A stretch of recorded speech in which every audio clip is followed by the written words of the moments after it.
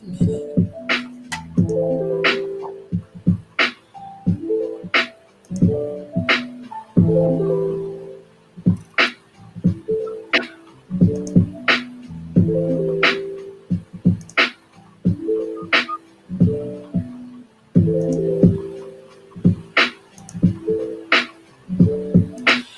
morning, family, and how are you today on this Thursday? Time is flying. We are in October, and of course, a lot of election stuff going on. You know, I'm gonna have a lot of guests on here because a lot of us don't really know what's going on, or what to vote for, or what not to vote for, or yes, no.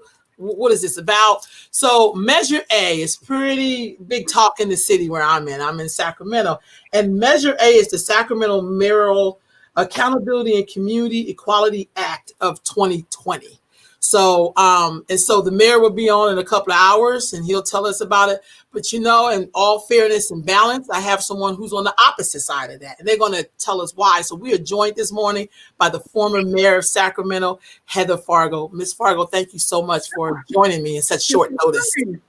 Thank you for inviting me. We're trying to get the word out, so we appreciate the opportunity. So this measure, it sounds like it could be a good idea. The wording is Accountability and Community Equality Act. So we know that, you know, we've had our upheavals in Sacramento and looking at racial equality and all this gender equality. This seems like this would be a good thing. Well, the words are good, but the measure is not. Okay.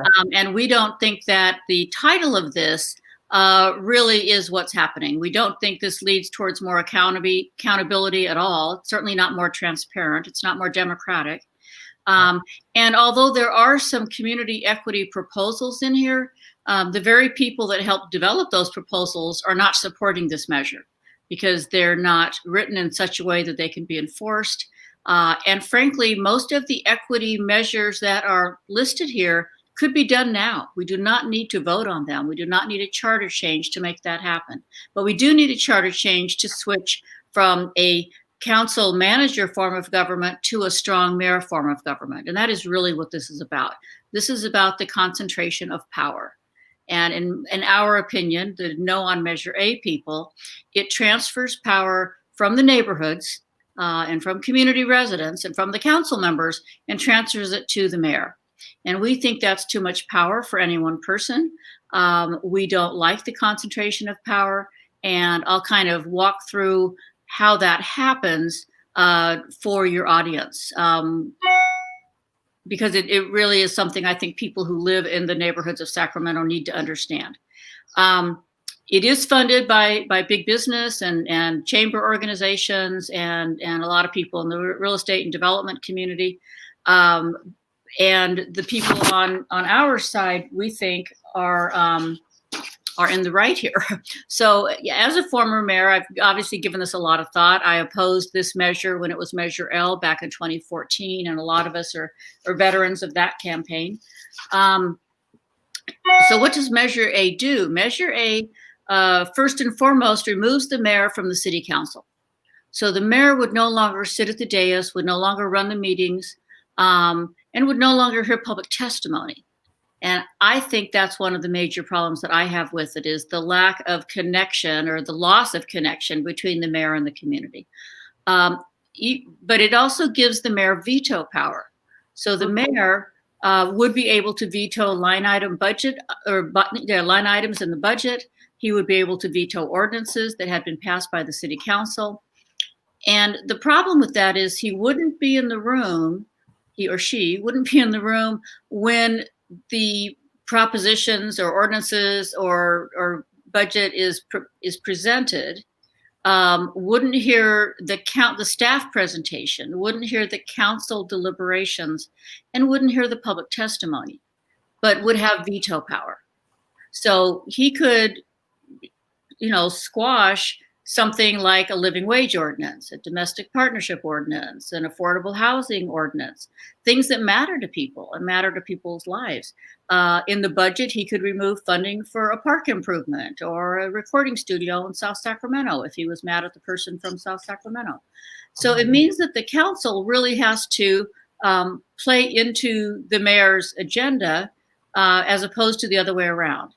And the way it works now is that the council and the mayor, along with the staff and manager, deliberate over things like the budget and the ordinance and land use decisions and funding for all kinds of things. And that basically kind of stops because it is just up to the mayor to make those decisions. The other thing it does is it gives the mayor the sole power to hire and fire the city manager.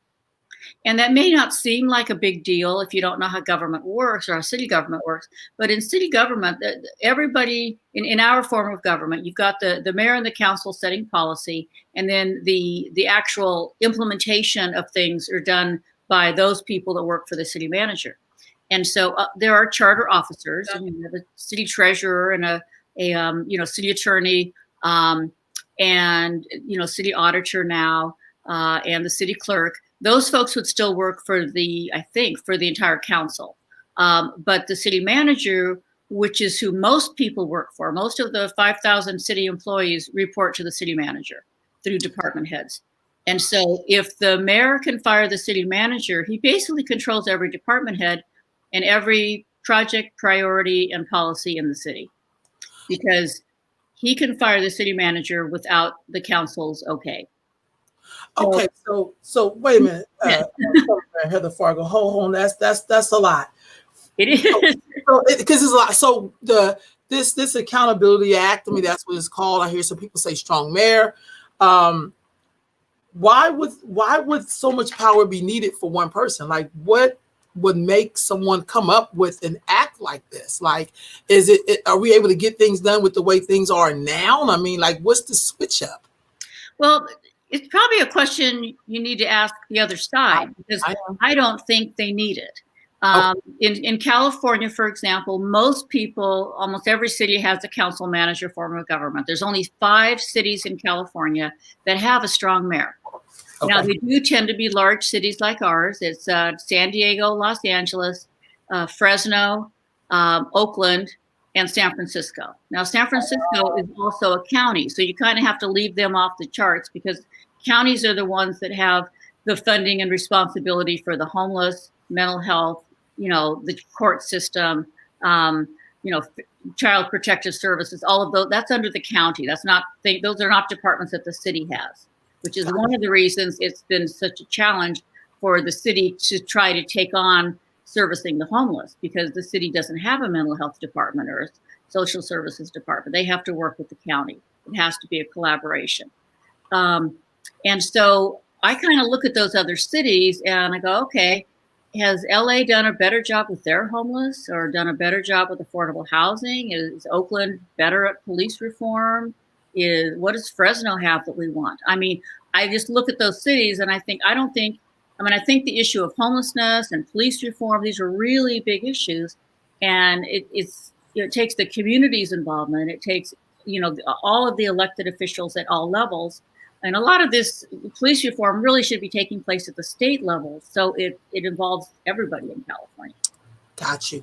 The city manager, let's look at that for a minute. When you said the mayor, if this passes, would be able to hire or fire the city manager.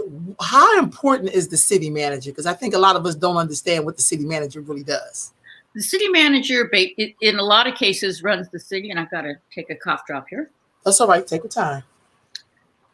City manager is a critical position.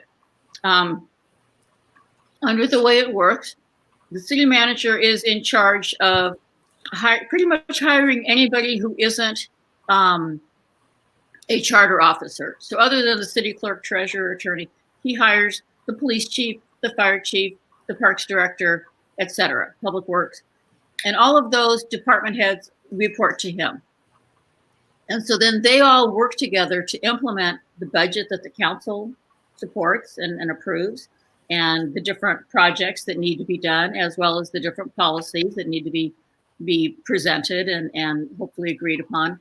And hopefully and they would be, like, for example, the mayor has already directed the city manager to work on these equity measures that are in Measure A and come back to the council with recommendations on how to implement them.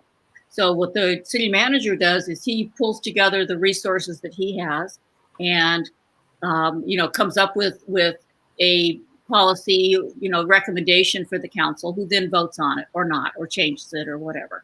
So a lot of things, it's kind of like a inverted, it's like the council and mayor up here, and then go to the manager, and then everything for the manager goes down to everybody else. So, policies, there's all kinds of policies that the city, takes care of, whether it's how the fire department operates, or whether, it's what the police do, how are parks maintained, which parks get developed, all of those kinds of things, the planning that gets done for the city for transportation projects, and where do the traffic signals go, and all of those kinds of things ultimately get implemented through the city manager. It's a very critical position. And, they usually have years of experience. They're trained to do this. They usually have a master's in public administration.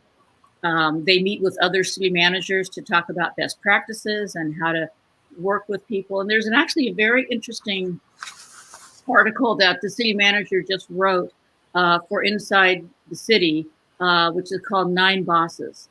And it's about his point of view of working for 9 people, because what the current mayor is saying is it's ineffective, it doesn't move fast enough.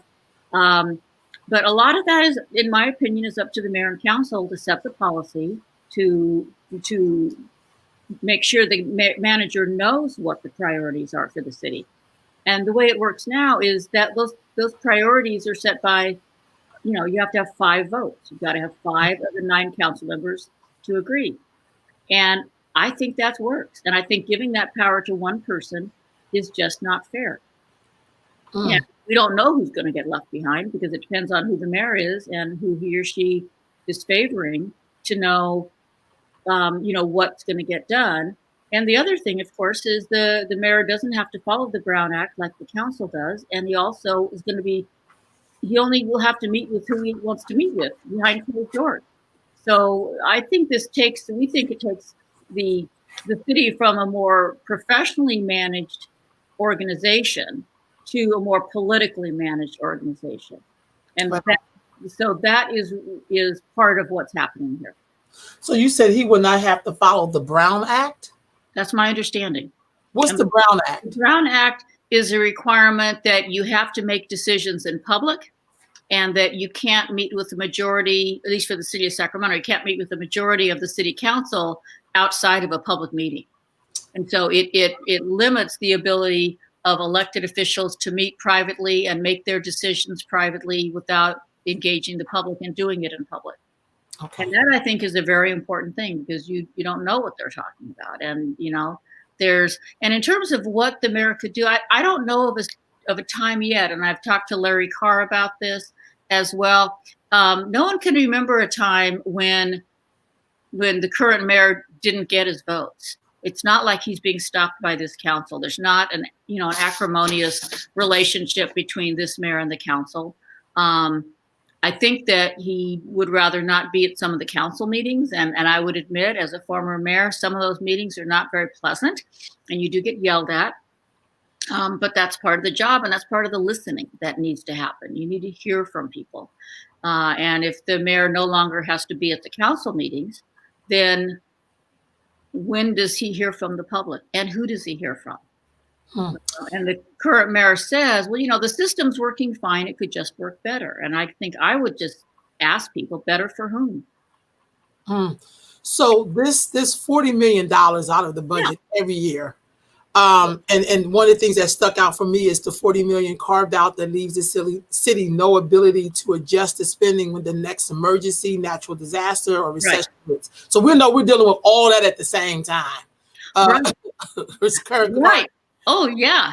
So you mean that when if this passes, that $40 million, he could just do whatever he wants. He don't have to check in with nobody. They don't vote on it. They don't have a meeting on it. They don't. Well, he could.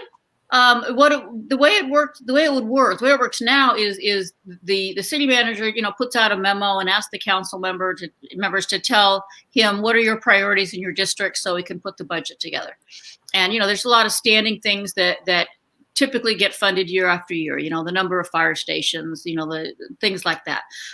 So there's a given amount of money that's kind of already committed It can be changed, but we spend a certain amount for human resources, a certain amount for code enforcement, a certain amount for police, fire, and police and fire get more than half of the city budget.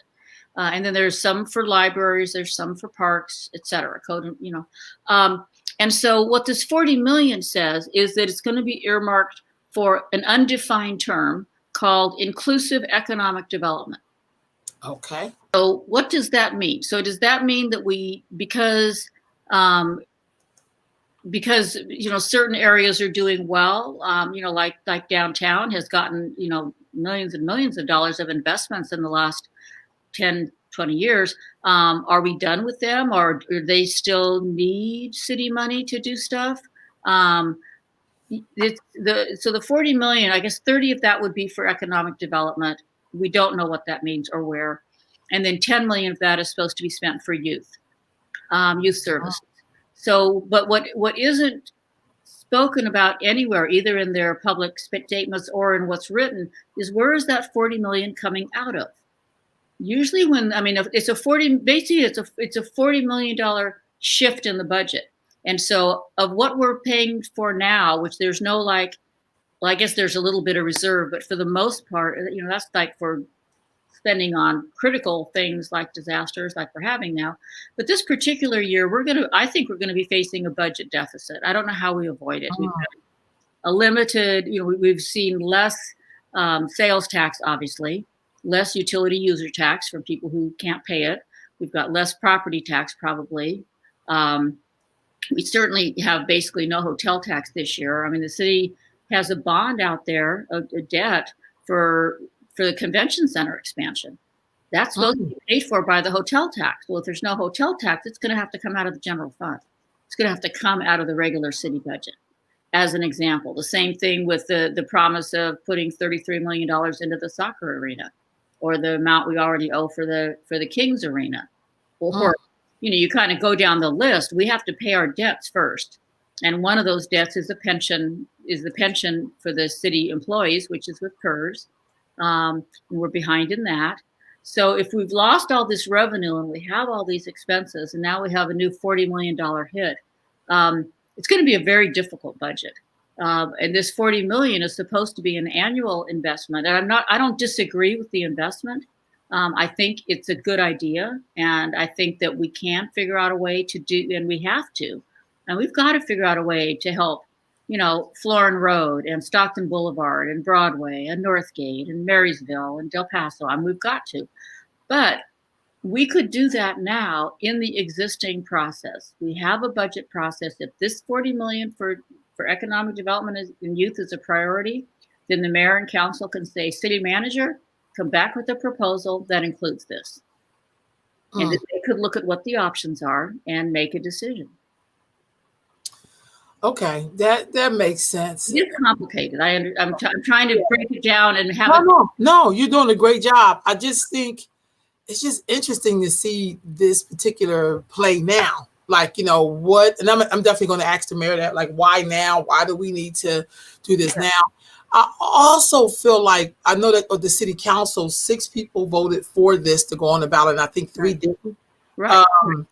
Yeah, so who those 3 are, because those 3 council members represent Meadowview in South Sacramento, Del Paso Heights in North Sacramento, Northgate Gardenland, so, and Richards Boulevard. So why are the people that are representing some of the poorest parts of the city saying no to this? And it's because they don't want to lose the power that their neighborhoods have through them. Wow. That's what I believe. And they were brave enough to go up against the mayor, because that's the other issue with saying that, you can just override it. Well, no, you can't, because if you make the mayor mad, there's repercussions in this setting. When the mayor has this much power, your district can get hurt. Your project can be put on hold.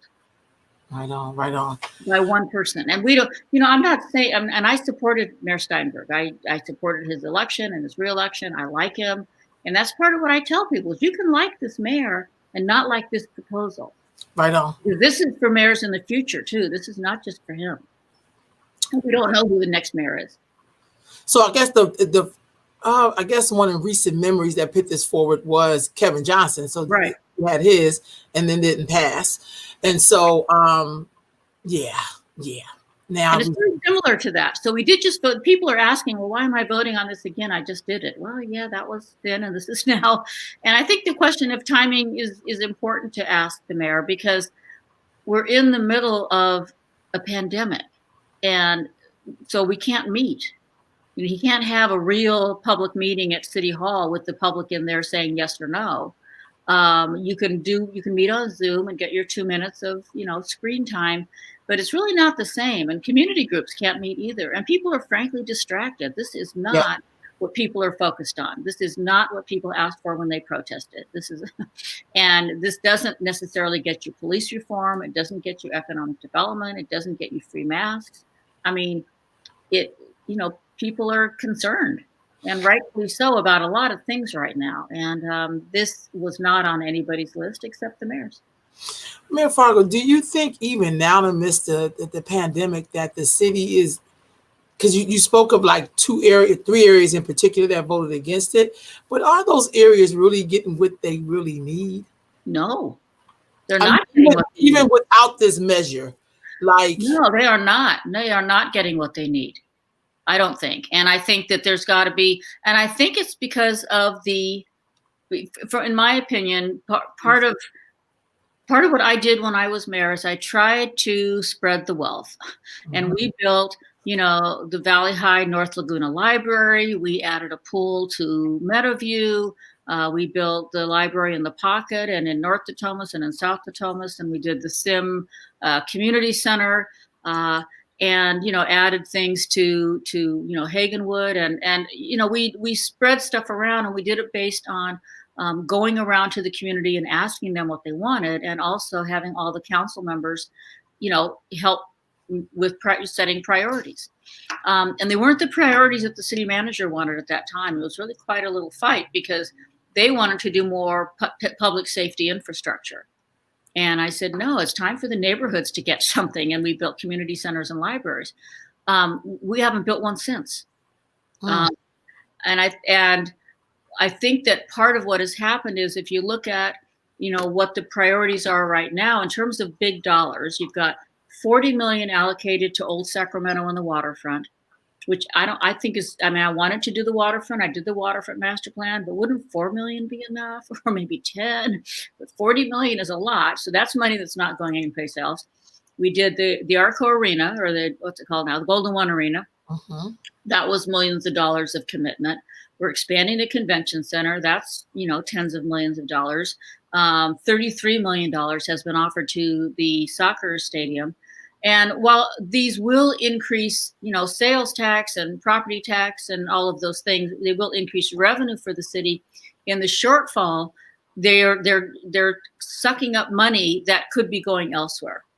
And it's a hard. We have a lot of needs in the city, and it's hard. We can't meet all the needs, but we need to be more aggressive in going after state and federal funding in terms of grants. I mean, I really do think the parks in South Sacramento are kind of sad. There's a few nice ones, but for the most part, they're not very interesting, and they should be. We should have more stadiums. Or more, not stadiums, like platforms for doing entertainment, with electricity and lights. And I mean, why do we have one concert series, which I started in downtown Sacramento every Friday night. It's wonderful. Well, why don't we have one every Friday night in South Central? Right on. Why aren't we doing any of this stuff somewhere else? And we're not. And so we come up with the pop-ups, which is kind of a makeshift thing to try to make kids feel, to get kids engaged. And they're popular and they're good. And it's not just up to the city on any of this problem solving. I mean, the homeless situation is horrible citywide, and the county needs to be held accountable for that. And they need to do more, and they need to do more everywhere. And we need to think differently about how we provide those services. But, and that's another thing that the city is spending a lot of money on, when what didn't start out being a city responsibility. So if you're going to spend, $5 million a year on the homeless, well, that's $5 million you're not doing for park maintenance or park development or recreation programs or library hours or any of those things. Mayor Fargo, do you also think that we spend a lot of time on poverty programs, I don't Mhm. really see us doing things that's around wellness and Right. kind of spend a lot of time on what we think young people need or what we think is happening with the poor. But the lens in which we look at them is more like, let's throw more money at these pop-ups, let's throw more money at, whatever these Yeah. causes or deaths, whatever. But there's so many people, young folks, people in between, older people, seniors, who are trying to seek wellness. But it just seems like in this city at this time that if you don't have a song of poverty, or if you don't, I don't see anything that's going to wellness, like helping people to be well, to thrive, if you will. Everybody's not in the place of I'm homeless, I'm destitute, but Right. the quality of life, though, is more like a struggle because you can't get anything unless you're in that category. Right. You've either got to be in one or the other, and people in between, or if you're right on, they're really, and that was one thing I remember hearing in the last budget workshop I went to. The people in the Northgate area were saying, we don't want a lot, but we want to have, family events that we can go to that are free. We want to be able to take our kids, to a concert. We want to be able to have a parade. We want to be able to, and it was more about, activities around the family. Mm-hmm. Um, and so, and I don't think the last couple of workshops I went to on the budget, all it was them telling us what they were going to do, and there wasn't any listening. And I think that's what we have to get back to. And I think that's one of the reasons why this concerns me so much, is to me, it's leading to less listening and to concentrating power. I don't think that's what people are protesting about. I don't think people are saying we want someone to take care of us and run everything. We want to be involved. We want to be empowered. Which gets to your wellness thing. You may not know this, but I have a part-time job with the Sacramento Tree Foundation. Mm. And one of the things which we're doing, and we have a very big focus in South Sacramento, and we're just got a big grant for North Sacramento. And we've been working in Northgate and Gardenland, because one of the things which distinguishes and differentiates our wealthier and our poorer neighborhoods, and where there's more wellness and less wellness, is the tree canopy. Mm-hmm.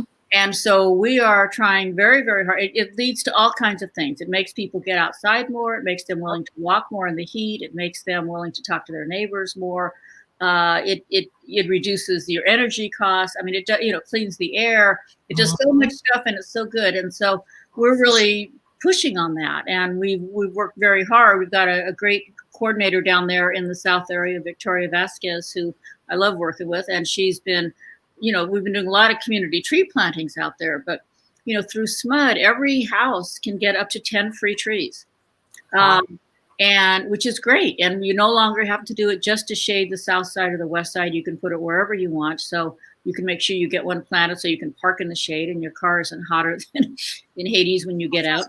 And you can really, make it better. And, if you look at even the schools that are in East Sacramento Park compared to the schools in the South area, well, who has shade in the kids' parking, in the kids' play areas, and who doesn't?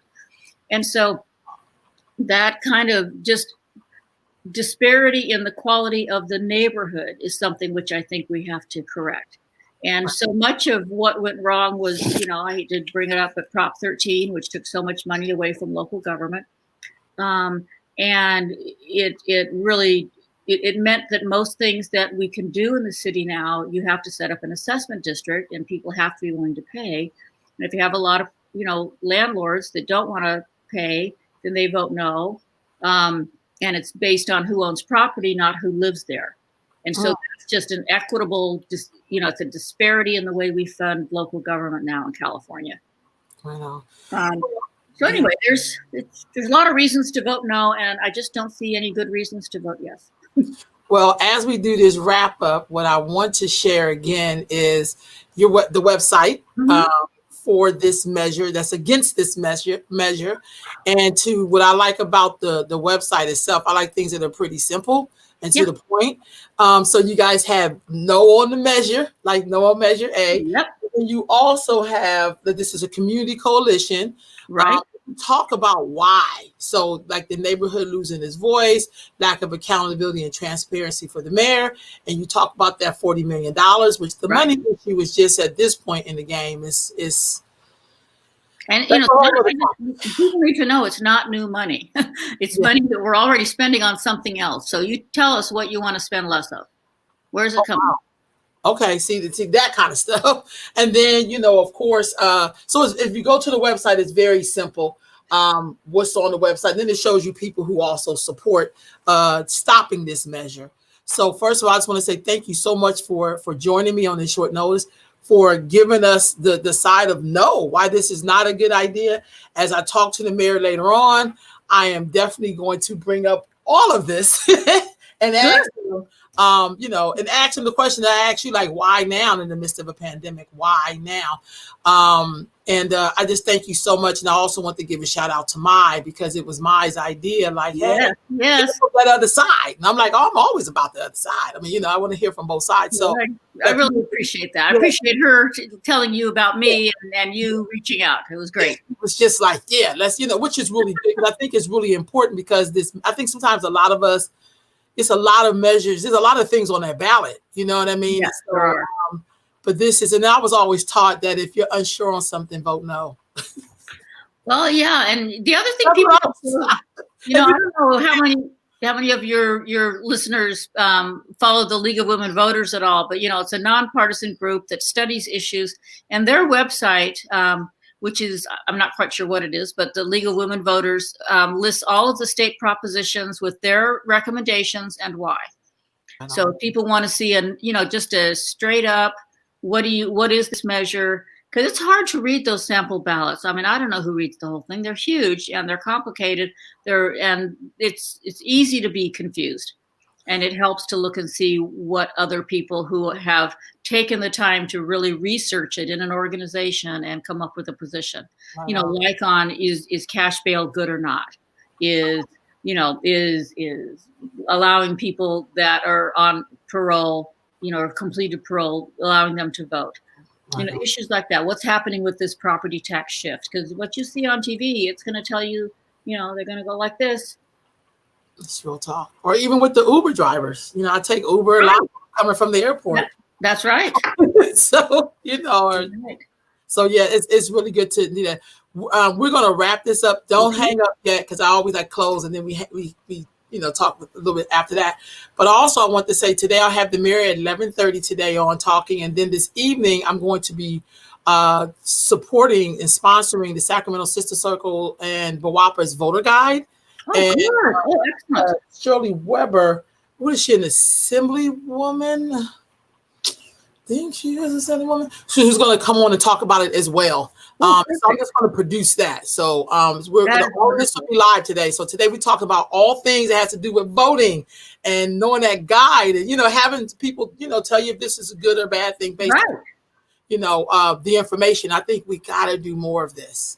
Yeah. So, it helps to have groups that will take the time ahead of time to really think it through. Not everybody does. If you're at home trying to get your kids to be in school online, and you've got a sick husband, and it's just hard. It's trying to get the mental space to put your brain around this, which is another reason why I don't think a charter change right now of this magnitude makes sense.